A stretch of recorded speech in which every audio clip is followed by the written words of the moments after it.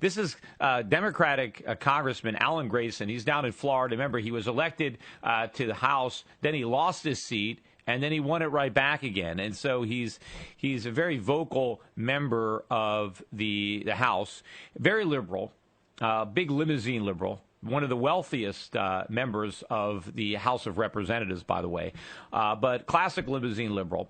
And he recently put out a campaign letter or fundraising letter with a big burning cross on it, from the KKK imagery, basically comparing the Tea Party to the KKK. And he'd already made that comparison, I think, on MSNBC earlier in the week on the Al Sharpton show. And so then he put it again in this fundraising letter. And when he actually put it in the mail and you got that image of the cross, it became controversial, even for MSNBC.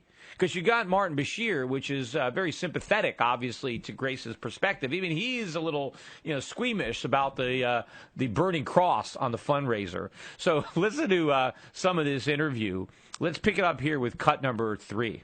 No, what I'm saying to you, sir, though, is that you've heard your colleague John Yarmouth say that he felt that that wasn't the best analogy, that using that kind of example is inappropriate. And doesn't it actually denude the very evil of the KKK, who did perpetrate such horrific murders upon people? I mean, let's be honest, the Tea Party has not done that.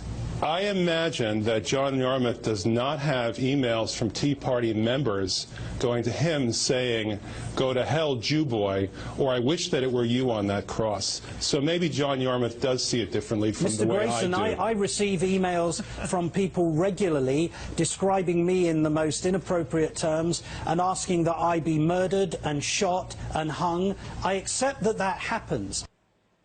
Yeah. So because he's got an email, Alan Grayson gets an email, "Go to hell, Jew boy," and that means that the Tea Party is as bad as the KKK. I mean, first of all, you don't even know who sent that email. The person who's saying that email may not necessarily be part of the Tea Party. Look, how many people criticize me for being Jewish? Go on my websites, go on my YouTube channel, and look at all the anti-Semitic comments that are made about me. I mean, are they being made from the Tea Party? I don't think so. I don't think it's Tea Partiers that are going on and talking about my being Jewish. But does that mean that the person's doing that is going to put on a hood and is going to go out and beat somebody and burn a cross on their lawn? I mean, if you're going to compare some kind of anonymous hate mail, people get hate mail all the time. I mean, if you don't get hate mail, then you're not doing anything. I mean, if you're out there in the public eye, if you're saying anything controversial, somebody is going to get pissed off about it. You're going to get hate mail. That's par for the course. If you can't stand the heat, get out of the kitchen. So Alan Grayson is out there. He's being controversial, and he's getting some hate mail. Wear it like a badge of honor. Don't say, "Oh, well, this is as bad as the KKK." No, it's not. Nobody is burning a cross on Alan Grayson's lawn. Maybe if Alan Grayson actually found himself, burning on a cross, if a bunch of guys in hoods dragged him out of his mansion and beat the crap out of him and then burned a Jewish star on his front lawn, okay, now you got a point. But an email, go home, Jew boy? Come on, here. But now here's where Alan Grayson starts to attack the host now. Right, because here you finally have somebody on MSNBC sounding rational, right? I guess Grayson has even pushed the envelope too far for MSNBC because they can see the absurdity of the comparison between the Tea Party and the KKK.